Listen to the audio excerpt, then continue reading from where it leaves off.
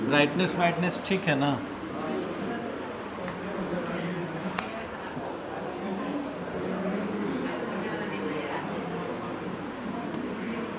क्या वाला दिन है?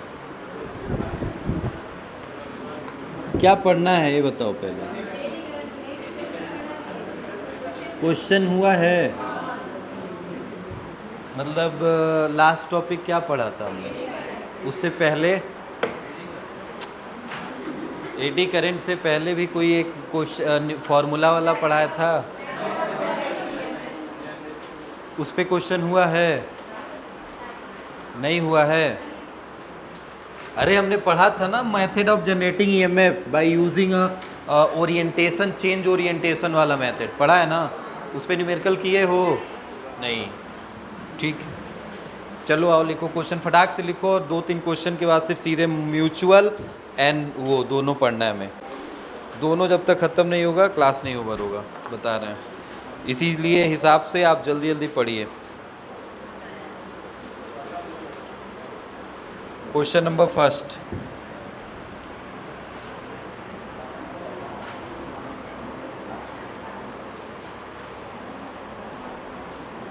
दो चार, हमको तो लग रहा है 2-4 क्वेश्चन कराए हैं भाई। हाँ कराए हैं ना?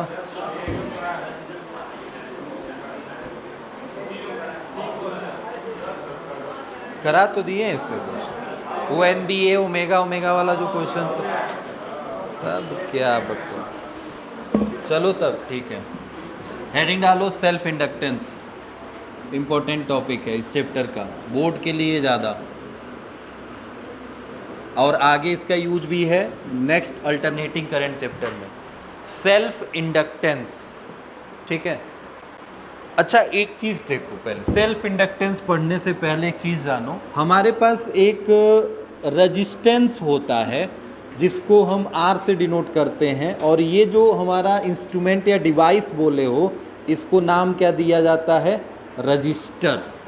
क्या नाम दिया जाता है? रजिस्टर। रजिस्टर का ही तो रेजिस्टेंस होता है। अरे किसी कंडक्टर को बोले कि उसके पास रेजिस्टेंस है, तो क्या वो कंडक्टर रजिस्टर कहलाएगा? हाँ, वो कंडक्टर रजिस्टर कहला सकता है। ठीक है, अगर हमारे पास कोई क्वाइल है तो उस क्वाइल को क्या कह सकते हैं? सर उस क्वाइल को हम कई नाम दे सकते हैं, एक हो जाएगा सोलेनाइड, हो सकता है क्या? सोलेनाइड। अगर उसके पास लेंथ है और उसके क्वाइल का रेडियस है तो क्या वो सोलेनाइड कहलाएगा? Yes sir. अच्छा, इसको एक और नाम से जाना जाता है, इंडक्टर।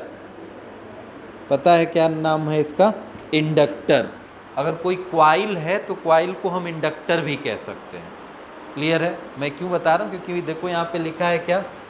इंडक्टेंस वर्ड यूज किया गया है ना, तो इंडक्टेंस है तो जाहिर सी बात है दिमाग में आएगा कि कहीं क्वाइल से रिलेटेड टर्म होगा। जैसे रजिस्टर का रेजिस्टेंस है, वैसे क्वाइल का क्या? क्वाइल मतलब इंडक्टर, क्या इंडक्टर का इंडक्टेंस होगा? समझ रहे हो? तो क्वाइल, रजिस्टर का रेजिस्टेंस R है, तो इंडक्टर का इंडक्टेंस क्या कहलाएगा? L। वही L ही इंडक्टेंस होता है। अब ये इंडक्टेंस दो तरह के होते हैं, एक होता है सेल्फ, खुद का, और एक होता है म्यूचुअल, मतलब किसी दूसरे की वजह से। समझ रहे हो? जैसे मेरी वजह से अगर हो रहा है, मेरे ही अंदर का इंडक्टेंस, तो सेल्फ कहलाएगा, और किसी दूसरे की वजह से मेरे अंदर अगर कोई चेंज हो रहा है, दैट्स वो क्या कहलाएगा? म्यूचुअल कहलाएगा। तो हमें दो तरह के इंडक्टेंस पढ़ने हैं। पहला हमने हेडिंग डाल रखा है, कौन सा? Self inductance. ठीक है, चलिए अब सेल्फ इंडक्टेंस के बारे में तो आप जान रहे हैं कि ये क्वाइल से कुछ रिलेटेड चीज़ होगी, अभी धीरे धीरे आगे समझ में आएगा।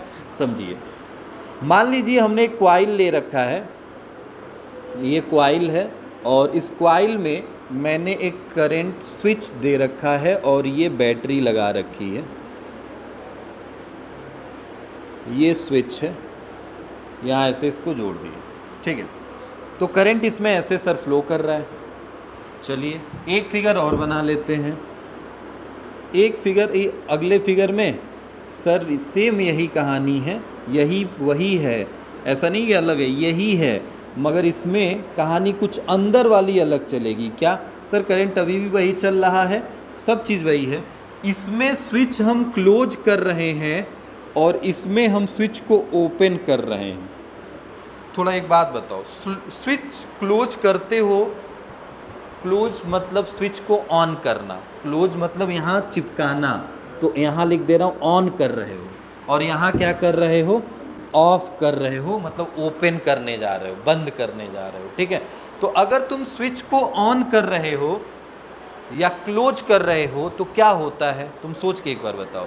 सर मैं जब स्विच को ऑन करता हूँ ना तो ये बल्ब जलता है, तो जलता है तो क्या इसमें करंट, अगर मान लो करंट तो बहुत तेज़ी से चला होगा, मगर अगर एक समय ले लो, थोड़ा समय ले लो, आराम से एकदम समझ जाओ कि 0.5 मोड पे देख रहे हो चीज़ों को, एकदम नॉर्मल से थोड़ा सा और नीचे आओ, तो 0.5 या 0.75 या 2 के मोड में नीचे चले गए हो अगर, तो क्या करंट धीरे धीरे धीरे धीरे बल्ब में जाएगा, और क्या एक ही बार चला जाएगा, नहीं, मतलब पहले एक चार्ज गया होगा, फिर 2 गया होगा, फिर 3 गया होगा, फिर 4, मतलब क्या चार्ज की संख्या बढ़ रही होगी, करंट क्या इंक्रीजिंग करंट होगा, करंट बढ़ रहा होगा ना, तभी तो बल्ब जलेगा। और तुम सोचो अगर स्विच तुमने ऑफ कर दिया तो क्या हुआ होगा, बल्ब जल रहा है, तुमने स्विच ऑफ कर दिया तो क्या एक ही बार बल्ब बुझ जाएगा, हाँ बुझ जाएगा, मगर इसी को तुम थोड़ा सा एकदम स्लो मोड में लेके आओ, स्लो मोशन में लेके आओ, तो क्या धीरे धीरे बल्ब बुझते हुए ऐसे एकदम ख़त्म। तो ये क्यों हो रहा है ऐसा, क्योंकि करंट डिक्रीज हो रहा है।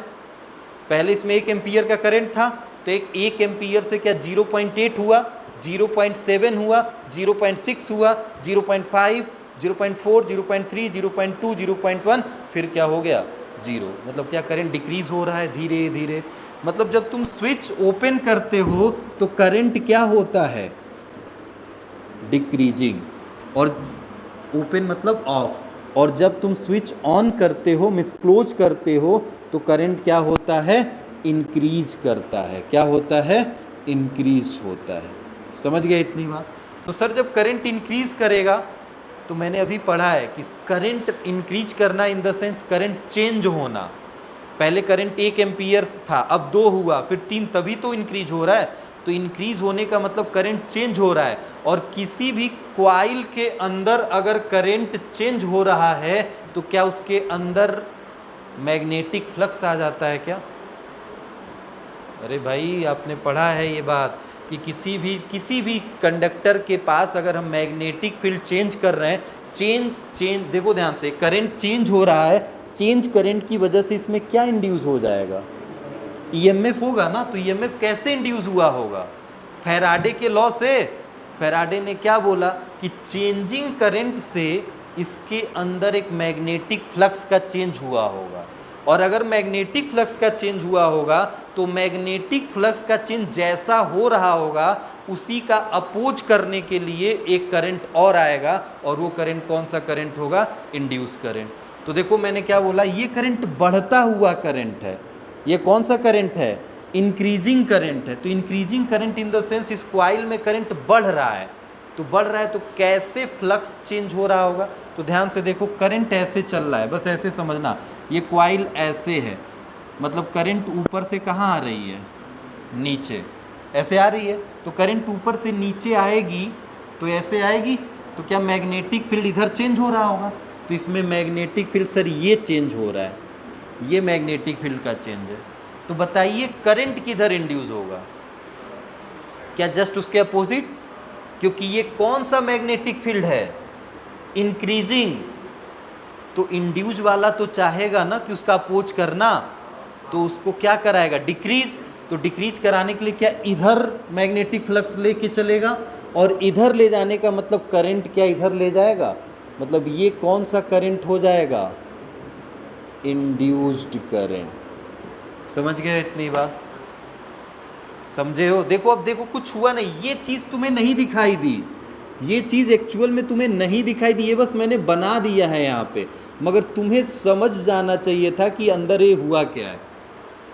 तुम्हें तो बस ये दिखा ना कि तुमने करंट इधर फ्लो कराया है, एक करंट इस कॉइल में उल्टा चलेगी जो कि इधर चलेगी। ये करंट कैसा है, इंक्रीजिंग, तो उसका ये क्या करेगा, अपोज करेगा, तभी तो उल्टा चल रहा है। तो ये बढ़ रहा है तो क्या इसको घटा रहा है ये, अरे भाई बोल रहा है ये मैं इधर चलूँगा लेफ्ट, तो ये कह रहा है नहीं तुम किधर चलो, राइट। तो लेफ्ट में 10 चलेगा, तो राइट में अगर 1 भी आ गया तो क्या 9 बच जाएगा, मतलब घटा रहा है ना उसको। तो इंक्रीजिंग को क्या कराना चाहता है, डिक्रीज कराना चाहता है। क्या अपने खुद की वजह से ही कॉइल में करंट इंड्यूस हो गया है?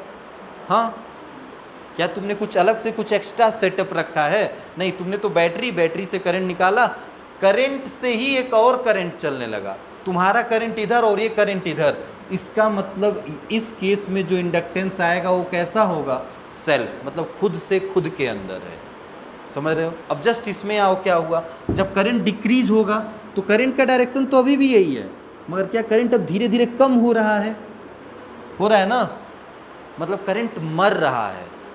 मरने का मतलब देखो, इसमें करंट क्या था, 0 से 1 एम्पियर हुआ था, और इसमें 1 से अब कहाँ जाएगा, 0, क्योंकि तुम स्विच क्या करने जा रहे हो, बंद करने जा रहे हो। तो करंट सीधे 1 एम्पियर से 0 एम्पियर नहीं, धीरे धीरे धीरे धीरे मर जाएगा। और जब करंट मरेगा तो उसका अपोज क्या किया जाएगा, उसको जिंदा करा के अपोज ही करेगा। इंड्यूस करंट हमेशा कैसे बनता है, अपोज करा के।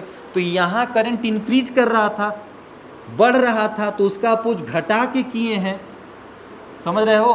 अब यहाँ पे क्या होने जा रहा है, यहाँ पे करंट घट रहा है, तो उसका अपोज क्या बढ़ा के करेंगे। तो बढ़ाने के लिए क्या डायरेक्शन, इसी के डायरेक्शन में हो जाएगा क्या, मतलब ये हो जाएगा आई इंड्यूस। समझ गए इतनी बात? मतलब ये कौन सा करंट था, ग्रोइंग करंट। कौन सा करंट था, ग्रोइंग करंट। ग्रोइंग करंट मतलब बढ़ने वाला, और बढ़ने वाले करंट को हमेशा इंड्यूस करंट, या ये जो कॉइल में फ्लो होने वाला करंट है जो खुद से हुआ है, वो हमेशा क्या करता है, सपोर्ट नहीं, क्या करता है, अपोज करता है, अपोज करता है। और डीके करंट को, सर डीके करंट मतलब मरने वाले करंट को, जो यहाँ मर रहा था, क्या उसको जिंदा करने का काम कर रहा है। तो जिंदा करना मतलब क्या, उसका सपोर्ट किया जा रहा है। जिंदा करना मतलब क्या कर रहे हो, सपोर्ट कर रहे हो ना भाई। तुम, कोई बंदा मर रहा है, तुम जाके उसको जिंदा कर दिए, तो इसका मतलब तुम उसको क्या किए हो, सपोर्ट किए हो। तुम उसके लिए कुछ किए होगे तभी तो जिंदा हुआ है। तुम उसको हॉस्पिटल ले गए होगे, तुम उस पर वर्क किए होगे, तब जाके मतलब तुमने उसका सपोर्ट किया है। और जो चीज़ आगे बढ़ रही थी उसका क्या कर दिया गया, टांग खींच दिया गया, नहीं भाई तुम्हें आगे नहीं बढ़ना है, अपोज। समझ रहे हो कौन सा नेचर का है, एकदम तुम्हारे नेचर का। तुम्हारे नेचर का कैसे, जोड़ के देखो एक बार, सोचो। मान लो, बस ऐसे समझो, ऐसे समझो, तुम्हारी ही क्लास में कोई बहुत अच्छा लड़का हो, आप ही का दोस्त हो, मान लो 4 लोगों का दोस्त है, और कहीं क्लास में टॉप करने वाला हो, सपोर्ट करोगे? मनी मन में तो सपोर्ट नहीं करोगे, तब क्या करोगे, अपोज करोगे। करोगे ना, करोगे, वो रियलिटी है, ठीक है। और डीके करंट वाली कहानी क्या है, डीके वाली मतलब अगर इन द सेंस कहीं पे कुछ उसी दोस्त को कुछ हो गया, नंबर छोड़ दो, क्लास के बाहर की कहानी, कुछ हो गया, मार झगड़ा हो गया, तब सपोर्ट करोगे। बस पढ़ाई में क्या करोगे, अपोज। बढ़ने नहीं देना है, बढ़ने नहीं देना है। बढ़ने नहीं देना मतलब जो ग्रोइंग होगा उसका हम अपोज कराएंगे, और जो डीके होगा उसका क्या कर देंगे, सपोर्ट। भाई मर रहा होगा तो उल्टा चल रहा होगा ना, उसकी सांसें उल्टी चल रही होंगी, उसको हम सीधा कर देंगे, भाई नहीं सीधा चलो, सपोर्ट हो गया तुम्हारा। ठीक है, इतनी बात, बस यही बात याद रखना है। अब एक बात समझो ये, कि आने वाले समय में ना ये बहुत इंपॉर्टेंट, एलसी ऑक्सीलेशन जब पढ़ोगे तो तुम बस एक बार चार्ज को ऑक्सीलेट करा के ऐसे छोड़ दोगे ना, तो ये इंडक्टर ना हमेशा ज़िंदगी भर उसको ऑक्सीलेट कराता रहेगा। एलसी ऑक्सीलेशन में यही खासियत होती है, ज़िंदगी भर, मतलब जब तक वो रहेगा तब तक ऑक्सीलेट कराएगा। क्यों कराएगा, क्योंकि देखो ना वो मरने देना चाहता है और ना ही अच्छे से ज़िंदा रहने देना चाहता है, मतलब ना टॉप करने देना है और ना ही उसको मरने देना है, मतलब एकदम मिडिल क्लास में बना के रखना है उसको। तो एक बार जब वो टॉप करने जा रहा है तो सर उसका टांग खींच दो, और जब वो मरने की अब आ रहा है कि भाई टांग खींच दिए हो, तो अब मरने की उस पर आ गया कगार पे, तो फिर कह रहे हो नहीं भाई लो थोड़ा पैसा, जिंदा हो जाओ। जिंदा हो गया ये, अब फिर जिंदा हुआ तो फिर भाई जिंदा हो गया तो उसके अंदर तो खून वही दौड़ रहा है जो पहले दौड़ रहा था, फिर वो मेहनत करेगा, फिर टॉप करने पे जाएगा, फिर जब टॉप करेगा तब तक फिर जाके तुम टांग खींच दोगे, फिर जब टांग खींचोगे फिर वो अपने उसी कगार पे पहुंच जाएगा मरने के, फिर तुम सपोर्ट कर दोगे। ये कहानी कॉन्टिन्यूस ऐसे चलती रहेगी और उसमें ऑक्सीलेशन होते रहेगा। तो अभी आगे चैप्टर में पढ़ना है ये एलसी ऑक्सीलेशन, ठीक है। अब ये कहानी यहाँ से समझो थोड़ा ध्यान से, अभी लिखवाते हैं इसमें। देखिए इस क्वाइल में ये आई है, बात नहीं, ये आई जो बैटरी का आई है और ये आई इंड्यूस है। ये बैटरी से निकलने वाला आई है और ये इंड्यूस है, ठीक है। इंड्यूस मतलब इसके अंदर जो आया है। हमने फ्लक्स का चेंज किया है ना, कैसे फ्लक्स का चेंज किया है? करंट को बढ़ा के। करंट जब बढ़ा है तो इस कॉइल में अभी मैंने बताया ना ऐसे क्या चेंज हुआ था? फ्लक्स। तो फ्लक्स के चेंज होने से किस में चेंज आएगा? अरे फ्लक्स के चेंज होने से क्या इंड्यूस हुआ है? आई, तभी तो हुआ है। तो क्या मैं ऐसे बोल सकता हूँ ये फ्लक्स डायरेक्टली प्रोपोर्शनल होगा सर आई के?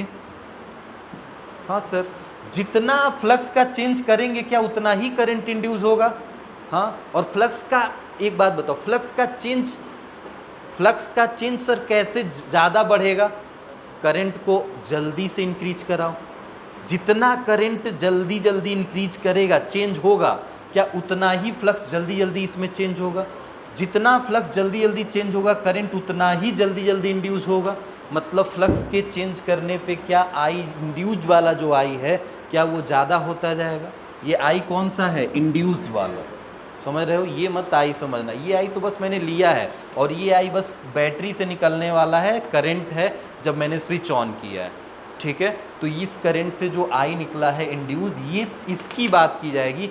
ये आई किस पे डिपेंड करेगा? तो फ्लक्स के चेंज पे। और फ्लक्स का चेंज किस पे डिपेंड करेगा?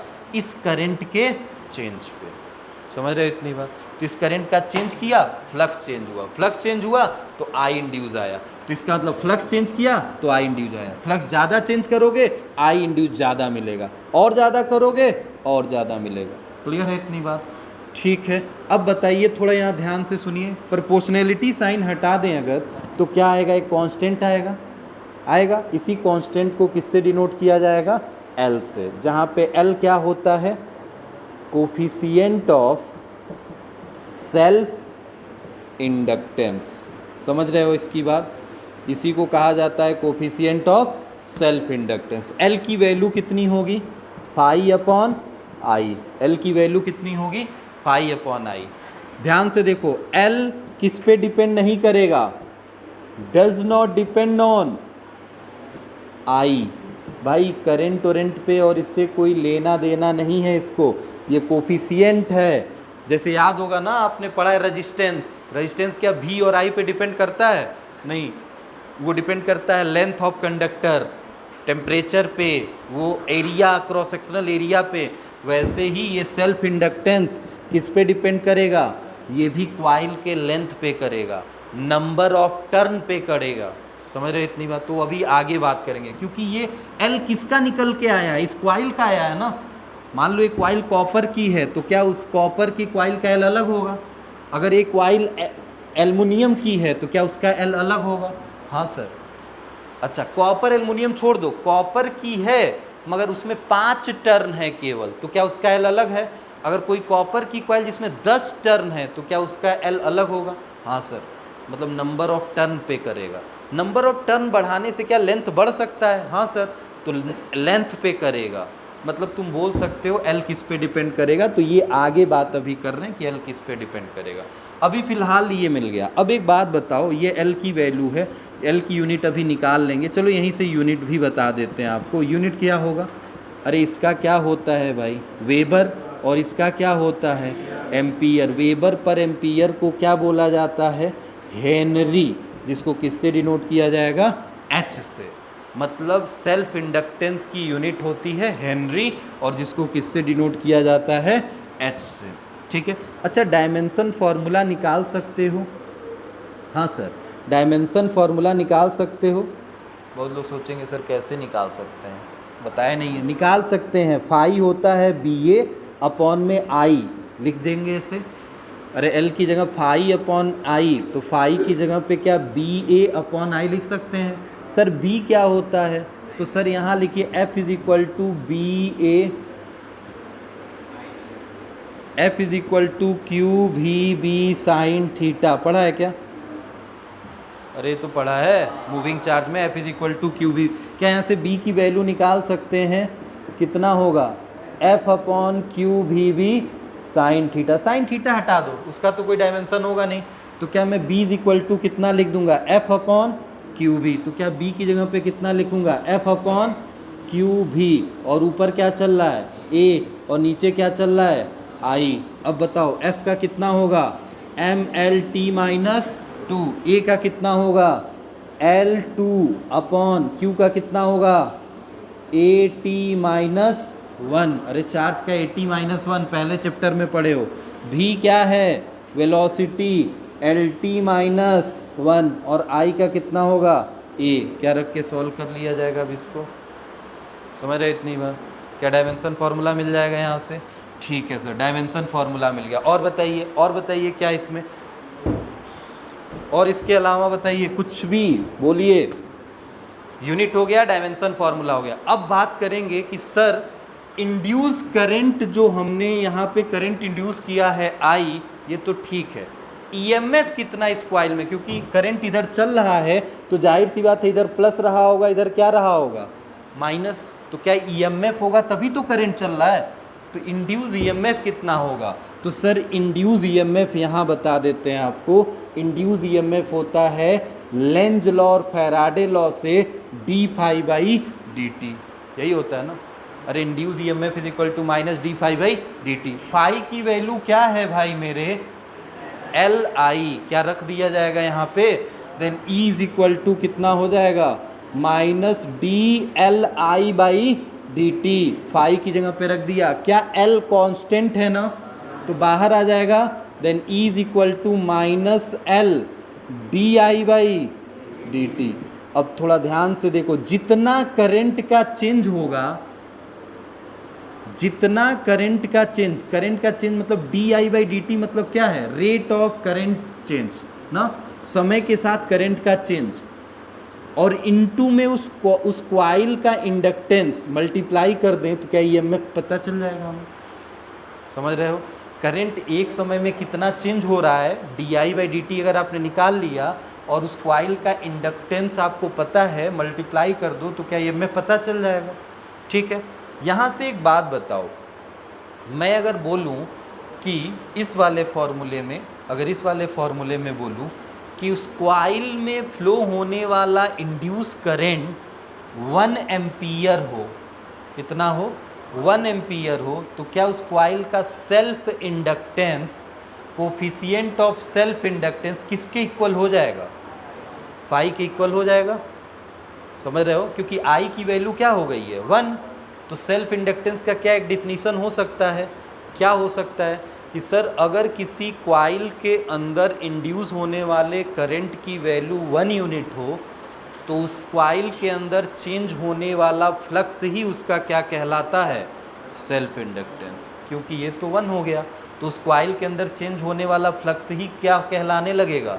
Self inductance. जितना फ्लक्स चेंज करेगा वही उसका सेल्फ इंडक्टेंस हो जाएगा। ठीक है, समझ रहे इतनी बात ना?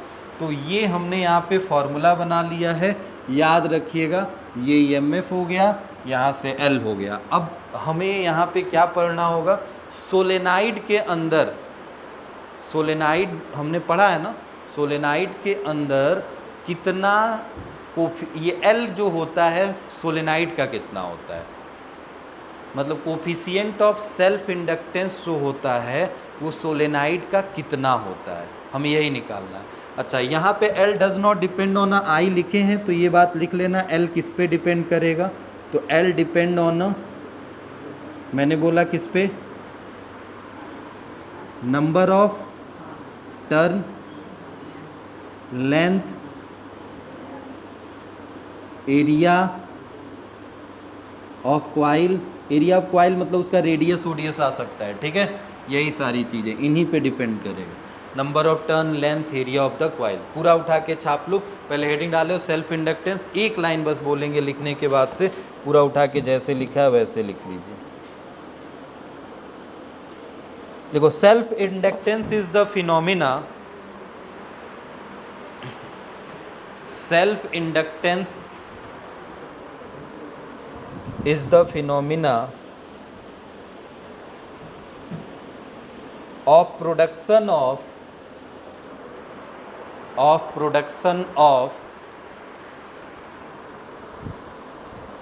induced EMF, production of induced EMF in a coil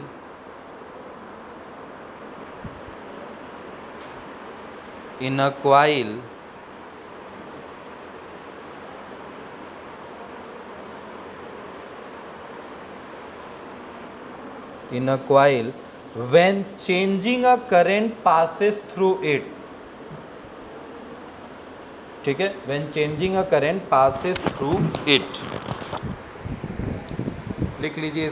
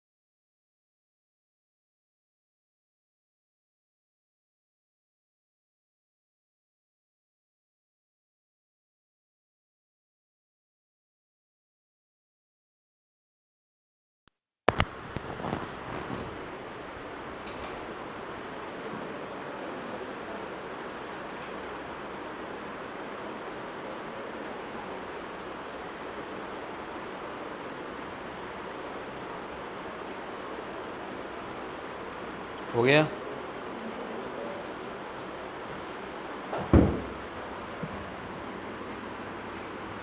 self inductance खत्म है, अगला हेडिंग डालिएगा म्यूचुअल इंडक्टेंस।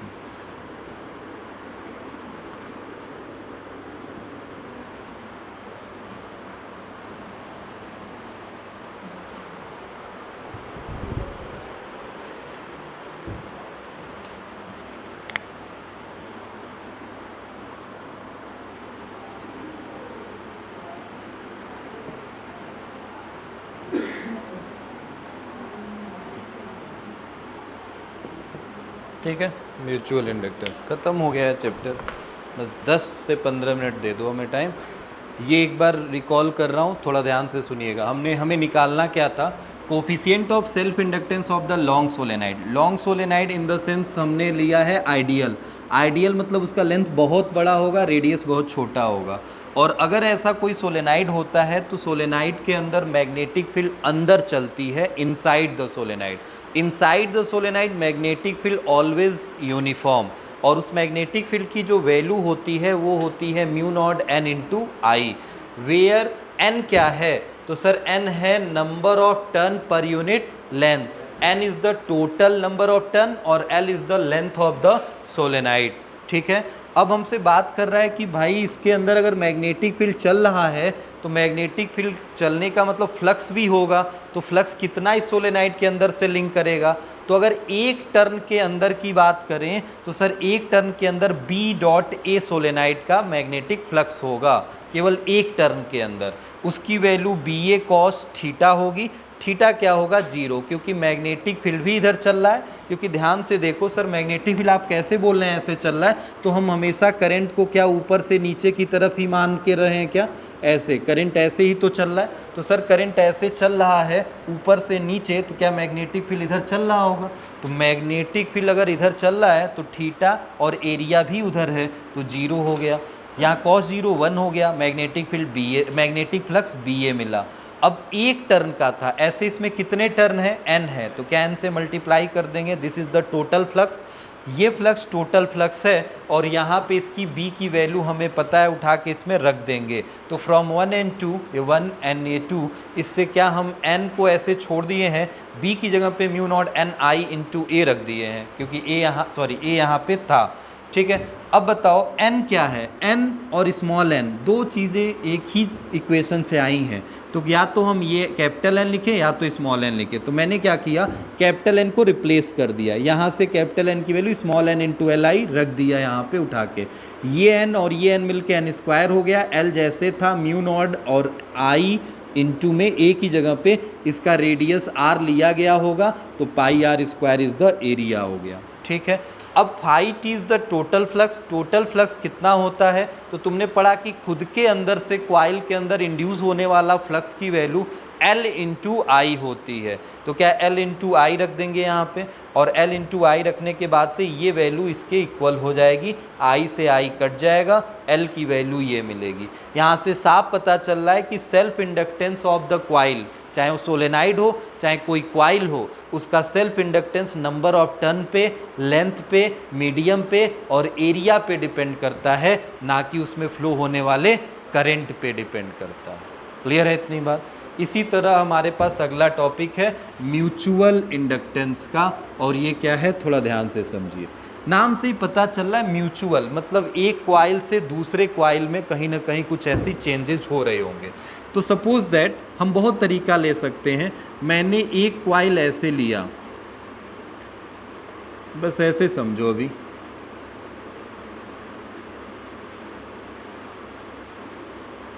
एक क्वाइल ऐसे लिया, अब इसमें करंट हम चेंज करा रहे हैं। चेंज कराने के लिए मैंने यहाँ पे एक रेजिस्टेंस लगा रखा है, या करंट कंट्रोलर एक रोएस्टेट लगा रखा है। क्या लगा रखा है, रोएस्टेट। रोएस्टेट से क्या कर सकते हो तुम, अरे रोएस्टेट वेरिएबल रेजिस्टेंस होता है, तो क्या उससे करंट चेंज हो सकता है। तो मैं इसमें करंट चेंज करा रहा हूँ इस क्वाइल के अंदर। इस क्वाइल का नाम होता है प्राइमरी क्वाइल। क्या कहा जाता है, प्राइमरी क्वाइल। अच्छा सर, यहाँ पे क्वाइल रखी गई है, और इस क्वाइल में थोड़ा ध्यान से देखिएगा, इस क्वाइल के अंदर कोई बैटरी वैटरी नहीं जोड़ा गया है। बस ऐसे इसके बगल में उठा के रख दिया गया है, ठीक है। अब सोचो थोड़ा ध्यान से क्या हुआ होगा, मैं बताता हूँ। इसमें रोस्टेट लगा है, रोस्टेट का काम है करंट को कंट्रोल करना। तो क्या इसमें से बैटरी से जो करंट आई निकलेगा उसको कौन कंट्रोल कर लेगा? रोस्टेट। रोस्टेट का काम है करंट को इंक्रीज या डिक्रीज कराना, इसका मतलब करंट को चेंज कराना। तो क्या करंट चेंज होगा तो क्या इस कॉइल के अंदर फ्लक्स भी चेंज होगा?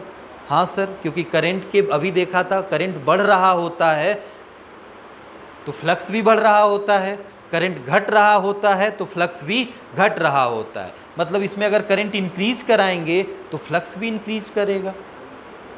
तो फ्लक्स बताओ इसमें इंक्रीज करेगा तो कैसे करेगा? क्या ऐसे ही तो चल रहा होगा? क्यों भाई, क्या फ्लक्स ऐसे ही तो चल रहा होगा? अरे फ्लक्स निकलेगा ना ऐसे, एक, फिर कितना, दो, फिर कितना, तीन, फिर कितना, चार, फ्लक्स इंक्रीज कर रहा है। अब इसके जस्ट सटे जो पड़ोसी में कॉइल रखा था, क्या उससे भी फ्लक्स पास करने लगा? हाँ सर, यहाँ से जब निकलेगा तो एकदम चिपका के रखे हैं, क्या इससे भी गुजर जाएगा? इससे भी गुजर जाएगा। मतलब ये जो फ्लक्स इसमें बढ़ रहा है इसमें भी बढ़ रहा है, इसमें भी बढ़ रहा है। क्या इसमें कुछ बैटरी वैटरी लगी थी? नहीं। मगर क्या इसको देख के ये भी रंग बदलने लगा? हाँ, मतलब इस कॉइल के अंदर सर क्या होने लगा? फ्लक्स इंक्रीज करने लगा। और इंक्रीजिंग फ्लक्स अगर हो रहा है तो फैराडे कहते हैं कि उसका अपोज कराइए और उसी के डायरेक्शन में, अपोजिट डायरेक्शन में करंट फ्लो करा दीजिए। तो बताइए, ये अपोज कराना है, इसका मतलब फ्लक्स इंक्रीज कर रहा है, तो फ्लक्स को क्या हमें डिक्रीज कराना पड़ेगा? मतलब क्या करंट ऐसे दौड़ाना पड़ेगा? ऐसे मतलब क्या, इन द सेंस ये करंट चल रहा होगा ऊपर से, कहाँ, नीचे, ऐसे घूम के करंट आ रहा होगा क्या इसमें कॉइल में? तो ये करंट कौन सा करंट हो जाएगा? इंड्यूस करंट हो जाएगा आई में। और ये कॉइल कौन सी कॉइल होगी? Secondary coil. क्या इसमें कोई बैटरी वैटरी लगी थी? नहीं, बस ये रखी थी ऐसे फालतू में, अपने आप चलने लगी पहले वाले को देख के, क्योंकि पहले वाले में आपने क्या चेंज कर दिया था? फ्लक्स। और फ्लक्स चेंज करने के लिए आपने किसको चेंज किया? आई को। आई चेंज किया तो इसके अंदर फ्लक्स बढ़ने लगा, इसके जस्ट पास में रखे कॉइल में भी करंट चेंज हुआ, फ्लक्स चेंज हुआ, और फ्लक्स के चेंज होने से इंड्यूस हो गया कौन सा? Current I. ठीक है, अब बताइए, ध्यान से सुनिए, सेकेंडरी कॉइल में आप यहाँ पे अभी लिखे थे ना, इसमें सोलेनाइड में आपने क्या लिखा था? फ्लक्स जो होता है वो डायरेक्टली प्रोपोर्शनल होता है किसके? आई के। आपने लिखा था ना, क्या इसमें सेल्फ में क्या लिखा था? Flux is directly proportional to I. तो फ्लक्स उसी कॉइल के अंदर चेंज हो रहा था और करंट उसी कॉइल के अंदर इंड्यूस हो रहा था। मगर क्या इसमें ऐसा हो रहा है? फ्लक्स चेंज हो रहा है किसमें? फर्स्ट में, प्राइमरी में, और करंट इंड्यूस किस में हो रहा है? सेकेंडरी में। तो क्या मैं ऐसे लिखूंगा, flux change in a primary, या फर्स्ट, वन भी लिख सकते हो, कोई दिक्कत नहीं, प्राइमरी लिखो तो ज़्यादा बेहतर है। Flux change in a primary is the directly proportional to the current induce in a secondary. समझ गए इतनी बात? क्लियर है? अब प्रोपोर्शनैलिटी साइन हटाओगे तो फिर एक कांस्टेंट आएगा, और यहाँ पे जो कांस्टेंट होगा भाई मेरे, आई, देखो फाई और पी नीचे लिखने का मतलब समझ जाना कि क्या है ये। फ्लक्स किसका चेंज हो रहा है? प्राइमरी का, ठीक है, is equal to M into I S. I S मतलब current induce in a secondary coil. ये जो एम है, इस एम को क्या बोला जाएगा? Coefficient of mutual induction. Clear है भाई मेरे? और इस m की वैल्यू को अगर निकालें तो कितना आएगा? फाई अपॉन आई। फाई और आई अब समझ गए होगे, फाई 1 का और आई 2 का, फाई p का और आई s का। क्लियर है ना इतनी बात? ये बना m। क्या यहाँ से m की यूनिट बता सकते हैं आप? हाँ सर, फाई का क्या होगा? वेबर, और आई का क्या होगा? तो सर ये तो वही बात है, हेनरी ही कहलाएगा। क्यों भाई? वेबर पर एम्पियर ही तो हेनरी है। W अपॉन ए मतलब वेबर अपॉन एम्पियर क्या कहलाएगा? हेनरी। क्लियर है इतनी बात? अच्छा यूनिट मिल गया, डायमेंशन फॉर्मूला भी वही आएगा। क्योंकि यूनिट ही हेनरी है तो डायमेंशन फॉर्मूला भी जो उसका था वही इसका भी रहेगा, तो निकालने की जरूरत है नहीं। ठीक है, किस पे डिपेंड करेगा ये? m does not depend on uh, किस पे डिपेंड नहीं करेगा? On i, it depend on uh, it depend on uh length, क्या length? Length of coil, number of turn of coil and area of coil. क्या इन्हीं बात पे depend करेगा? नोट कर लो। म्यूचुअल इंडक्टेंस लिखे हो, अब उसमें पहले एक लाइन लिख लो, तब ना हेडिंग डाल ली हो ना म्यूचुअल इंडक्टेंस। लिखो mutual inductance is the phenomena, mutual inductance is the phenomena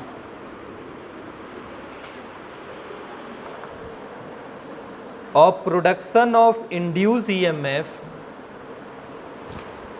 of production of induced EMF in a one coil,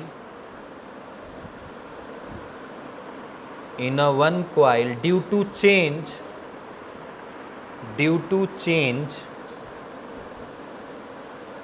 of current in a, due to change of a current in a neighboring coil, neighboring पड़ोसी वाला neighboring coil। ठीक है, अच्छा एक चीज़ देखो, इसमें ज़रूरी नहीं है, ये चीज़ तो ठीक है, length of the coil, number of the turn off the coil, area of the coil, ये सब भी सही है, मगर एक बात समझो, ये इंड्यूस करंट है ना जो आई है, ये भी ना कभी कभी डिपेंड करता है किन बातों पे। जैसे मान लो अभी ये एकदम चिपक के रखा है, तब तो ठीक है, क्या इसको दूर रख देते तो क्या जितना इसमें चेंज होता उतना इसमें होता? नहीं। तो क्या डायरेक्टली प्रोपोर्शनल लिखना ये सही होता? नहीं। हो जाएगा ना। अच्छा कोई यहाँ रखा है और कोई बंदा उठा के इसको नीचे रख दे, तो क्या उतना इसमें जितना फ्लक्स चेंज होगा इसमें हो जाएगा? नहीं। मतलब आप ओरिएंटेशन, पोजीशन चेंज करोगे तो क्या उसमें इंड्यूस होने वाले ईएमएफ की वैल्यू भी चेंज होगी? सोच के देखो, अगर मान लो कोई बंदा इसी को उठा के इसके अंदर घुसा दे, मतलब एक क्वाइल बड़ा वाला है और उसके अंदर छोटा छोटा, जैसे मान लो ये स्प्रिंग दिख रहा है, अच्छा इसीलिए स्प्रिंग निकला था, ये क्वाइल है, इसके अंदर एक पतला सा स्प्रिंग लेके घुसा दे अंदर, तो क्या एक प्राइमरी हो गया और एक क्या हो गया? सेकेंडरी। अब इस प्राइमरी में जो चेंज होगा एकदम 100% श्योर है कि सेकेंडरी में भी उतना होगा, क्योंकि उसी के अंदर बैठा है वो, समझ रहे हो? तो क्या उस केस में 100% phi is the directly proportional to क्या हो जाएगा? आई। क्लियर है इतनी बात ना? मतलब इससे फ्लक्स का लीकेज होगा ना, तो हमारा ये थ्योरम या ये फॉर्मूला कहीं ना कहीं गलत साबित होने लगेगा। लीकेज नहीं कराना है, लीकेज इन द सेंस मतलब यहाँ से फ्लक्स कुछ बाहर नहीं निकलने देना है। 100% अगर इंटर कर रहा है, 100 इससे निकला और 100 इसमें इंटर कर गया, इसका मतलब तभी phi is the directly proportional to I है। क्लियर है? और ये केस हम यूज करेंगे अभी आगे ट्रांसफार्मर जब बनाएंगे तो। चलिए अब कहाँ चलें? हाँ, अरे अभी एक टॉपिक बचा है इसमें भाई, बस उसको अब ख़त्म कर लो, चैप्टर ख़त्म है। हेडिंग डालो।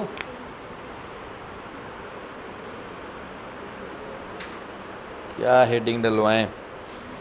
हाँ, mutual inductance of a long to long solenoid.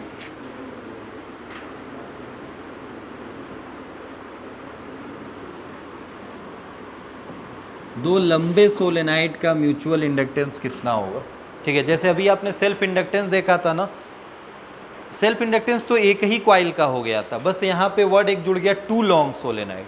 दो सोलेनाइड होंगे, तो दो सोलेनाइड बनाते हैं। अब कैसे भी बना लो भाई अपने मन से, हम आपको बना के दिखा देते हैं। ये एक सोलेनाइड ये है, अब इसमें अंदर हम रॉड वॉड नहीं बना रहे हैं, बस ऐसे बना दे रहे हैं। एक सोलेनाइड ये है और इसके अंदर एक सोलेनाइड और बना लेते हैं, थोड़ा छोटा रहेगा वो,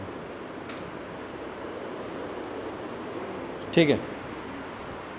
एक बड़ा सा स्प्रिंग है और उसके अंदर एक पतला सा स्प्रिंग हमने रख दिया, 2 लॉन्ग सोलेनाइड हो गए, ठीक। अब आइए बात करते हैं, जैसे वो स्टार्ट किए थे सेम उसी स्टेप से लेके चलना, कहीं भी भूलना तो वहाँ देख लेना है, ठीक है सर। बताइए वहाँ पे हम सबसे पहले सोलेनाइड में चेंज होने वाले क्या बी की बात किए थे, मतलब मैग्नेटिक फील्ड कितना होता है।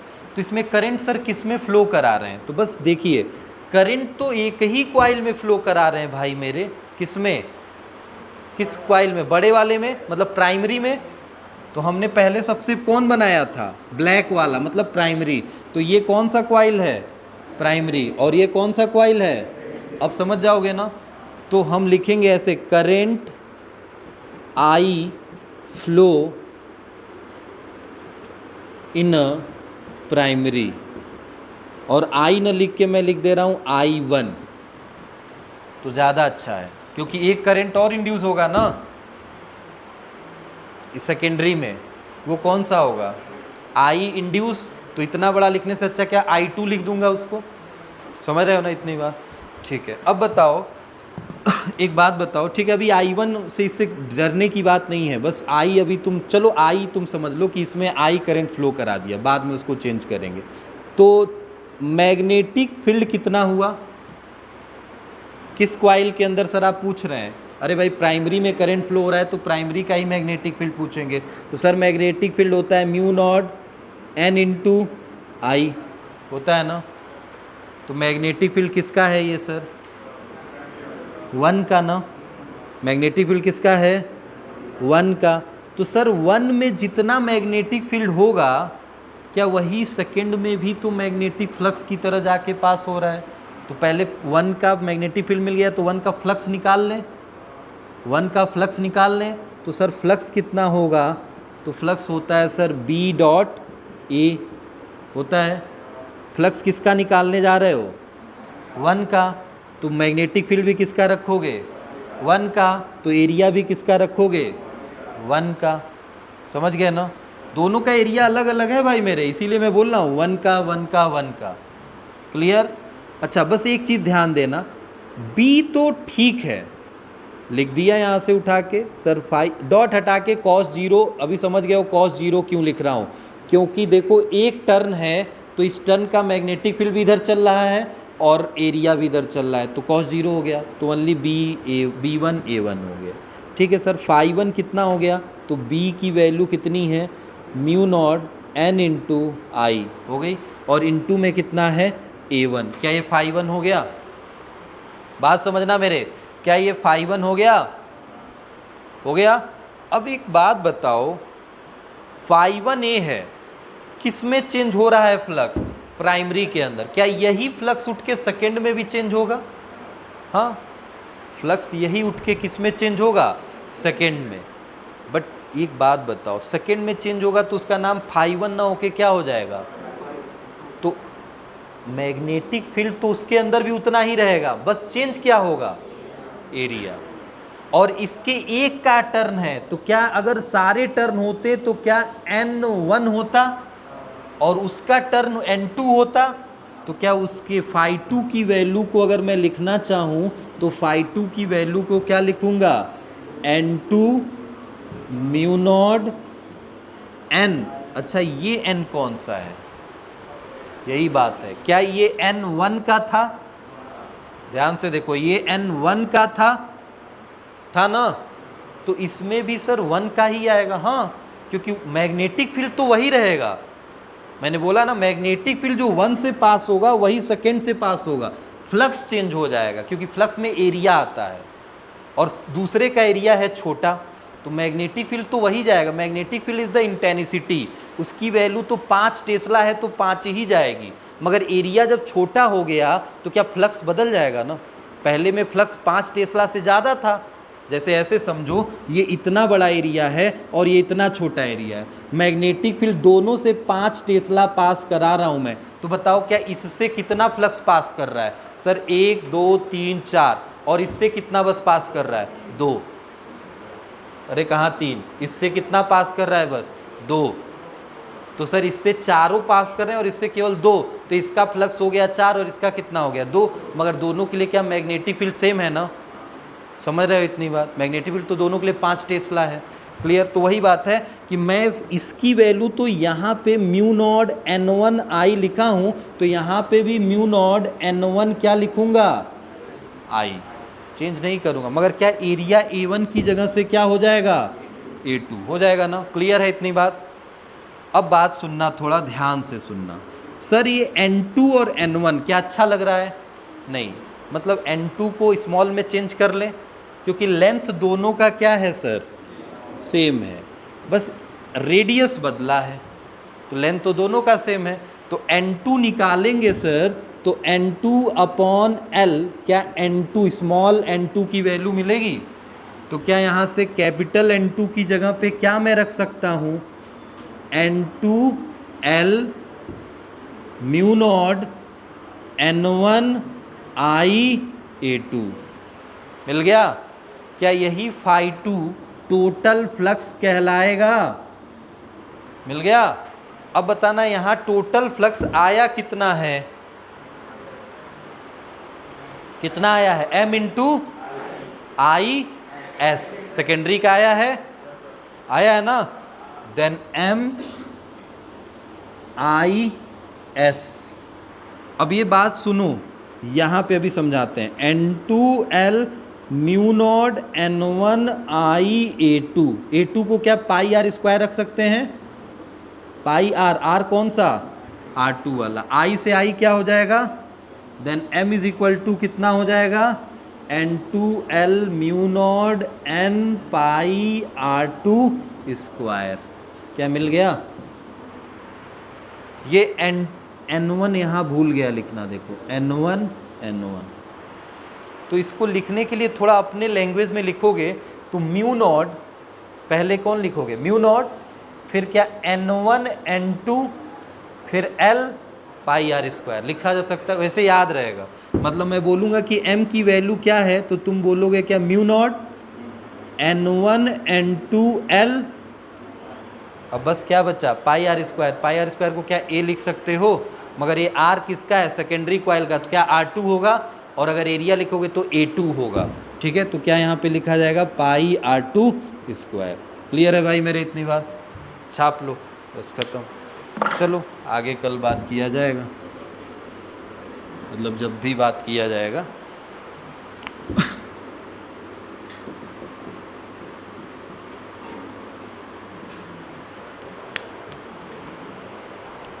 ठीक है, नोट कर लीजिए, न्यूमेरिकल ही बस बच्चा है, इस पे करा दिया जाएगा न्यूमेरिकल।